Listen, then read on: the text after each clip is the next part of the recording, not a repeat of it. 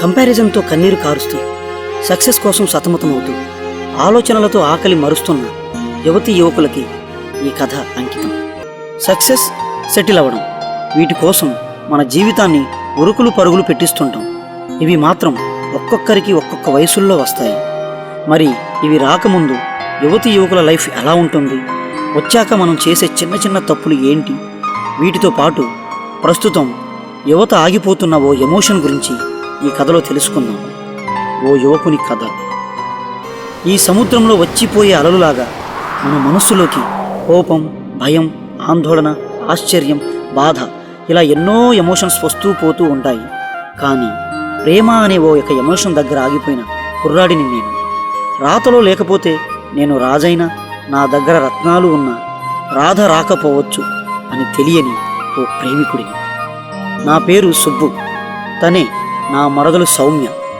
Subbu wet Soumya మా పేరులు ఏ విధంగా సూట్ అయ్యాయో మా మనస్సులు కూడా అదే విధంగా ముడిపడ్డాయి. ఒకరి కోసం ఒకరు ఏదైనా త్యాగం చేసుకుని అంతలా ప్రేమించుకున్నాం. ఎన్నో కలలు కన్నా మాకు చివరికి కన్నీరు మాత్రమే మిగిలింది. కారణం తెలియాలి అంటే నా కథ వినాల్సిందే. అవి చదువు పూర్తయి ఉద్యోగానికి ప్రయత్నాలు చేస్తున్న రోజులు. ఓ కొడుకుగా తొందరగా ఉద్యోగం తెచ్చుకొని 5-10 వయస్సులో అల్లాడిపోతున్న తండ్రి అలసటను తీర్చాలని, ఓ ప్రేమికుడిగా నా ప్రేయసిని పెళ్లి చేసుకోవాలని. ఉద్యోగం అనే వెలుతురు నా జీవితంలోకి రావడానికి 2 సంవత్సరాలు పట్టింది. ఆ 2 సంవత్సరాలలో పడని బాధ లేదు, చూడని అవమానం లేదు. ఆఫర్ లెటర్ రాగానే సౌమ్యను తీసుకొని గుడికి వెళ్ళాను. ఇక మా పెళ్లికి ఏ ఆటంకం రాకుండా చూడమని దేవుడికి ఇలా మొక్కుబడి పెట్టుకున్నాము.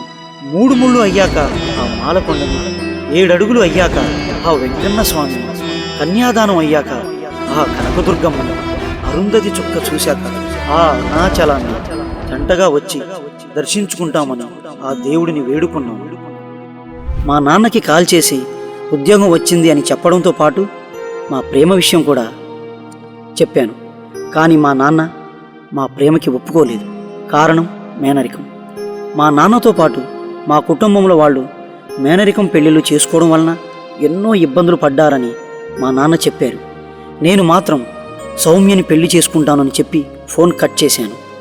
ఆలోచనలో ఉన్న నేను తనతో మాట్లాడక 1 వారం అయ్యింది. ఆ తరువాత ఏమైందో తెలియదు. తనకి ఎన్నిసార్లు కాల్ చేసినా, ఎన్నిసార్లు మెసేజ్లు చేసినా రిప్లై ఇవ్వడం లేదు. చివరగా ఒక రోజు కలిశాను. ఆ రోజు మా ప్రేమకి చివరి రోజు అవుతుందని అనుకోలేదు. ఏంటి సుబ్బు, రోజు రోజుకి ఇలా తయారవుతున్నావు? నిన్ను చూస్తేనే అసహ్యం కలుగుతుంది. ఐ హేట్ యు అని చెప్పి తను వెళ్ళిపోయింది. తను అలా ఎందుకు వెళ్ళిపోయిందో అర్థం కాక పిచ్చివాడి అయ్యి తన మీద ఉన్న కోపాన్ని మాటలుగా వ్రాస్తున్న రోజులవి.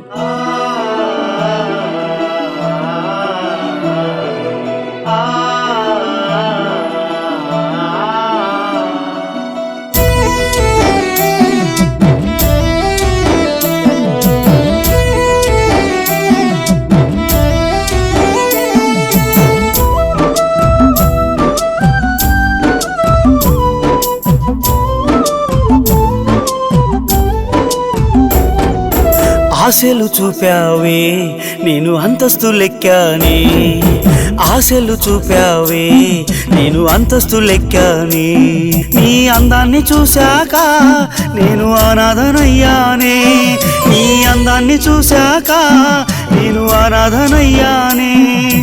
మాటలు చెప్పావే నన్ను మైమరపించావే, మాటలు చెప్పావే నన్ను మైమరపించావే, కథలెన్నో చెప్పావే నన్ను కవిని చేశావే.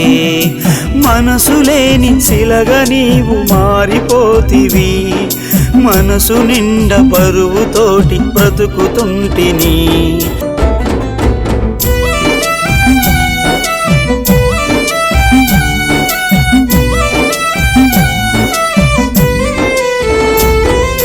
నవ్వులు నవ్వావే నాకు నరకాన్ని చూపావే, నటనలు చూపావే నన్ను నేల కూర్చావే, ఆటలు ఆడావే నన్ను ఆవిరి చేశావే, ఏటేటో తిప్పావే చివరికి ఏట్లకి నెట్టావే. వేదన చూపావే బ్రతుకు ఆగం చేశావే, వేదన చూపావే బ్రతుకు ఆగం చేశావే, బావానే బంధాన్ని చూపి బానిస చేశావే, ఆటలు ఆడావే నన్ను ఆవిరి చేశావే, మనసు లేని శిలగా నీవు మారిపోతివి, మనసు నిండా బరువుతోటి బ్రతుకుతుంటిని. అలా ఆ ఎమోషన్లో బాధపడుతున్న నన్ను నా ఫ్రెండ్స్ చూసి ఎలాగైనా ఆ ఎమోషన్ నుండి నన్ను బయటకు తీసుకురావాలని ఎంతోమంది దగ్గర సలహాలు తీసుకొని, ఏ వ్యక్తి అయినా ఒక ఎమోషన్ నుంచి బయటకు రావాలంటే దానికి మించిన ఎమోషన్ మనలో తీసుకురావాలి. దాన్ని ఏ విధంగా తీసుకురావాలో తెలుసుకొని వాళ్ళు అనుకున్న విధంగా నన్ను ఒక పెళ్లి వంట దగ్గర కూర్చోబెట్టారు. ఆ వంట చేసే పర్సన్ ఇంతకుముందే నాకు తెలుసు. ఏం సుబ్బు, ఎలా ఉన్నావు? నీ ప్రేమ గురించి నాకు తెలుసురా, బాధపడకు. చేతి రాతలో లేక తమ ప్రేమను చేజార్చుకున్న ప్రేమికులు ఎంతోమంది ఉన్నారు. నా మాట విని వేరే అమ్మాయిని పెళ్లి చేసుకోరా, లేకపోతే పుకార్లతో మీ ఫ్యామిలీ ప్రశాంతంగా పడుకోలేదురా. చూడు సుబ్బు, కోరుకున్న కన్య కన్నవారితో కాళ్ళు కడిగించుకోవాలని, ఆశపడ్డ అమ్మాయి అమ్మా నాన్నలతో అల్లుడు అని పిలిపించుకోవాలని, మనసు పడ్డ మగువ మెడలో మల్లెమాల వేయాలని, అల్లర్లు చేయాలనుకున్న అమ్మాయితో ఆ అరుంధతి చొప్పు చూడాలని ప్రతి ప్రేమికుడికి ఉంటుంది. కానీ ఆ అదృష్టం ఉండాలి కదా సుబ్బు.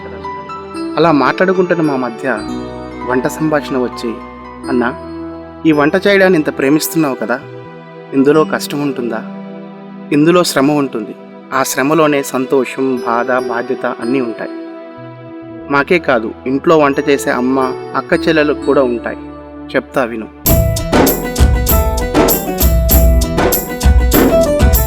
ఆర్డర్లు వస్తుంటే మాకు ఆకలి తీరినట్టుంటుంది, లిస్టే చెప్తుంటే మాకు నిచ్చెనెక్కినట్టుంటుంది, కణకణలాడే కట్టెల మీద కుండే పెట్టాలి, కూరే వండాలి, చిటపటలాడే నిప్పుల మీద అన్నాలుండాలి, పరమాన్నాలుండాలి.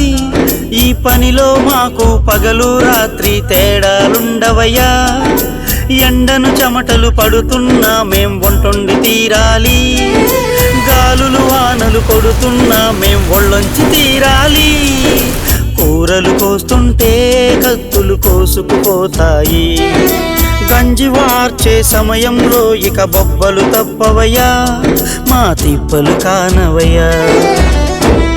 కానరాని కష్టజీవులం, కన్నీటిని కార్చే మనుషులం.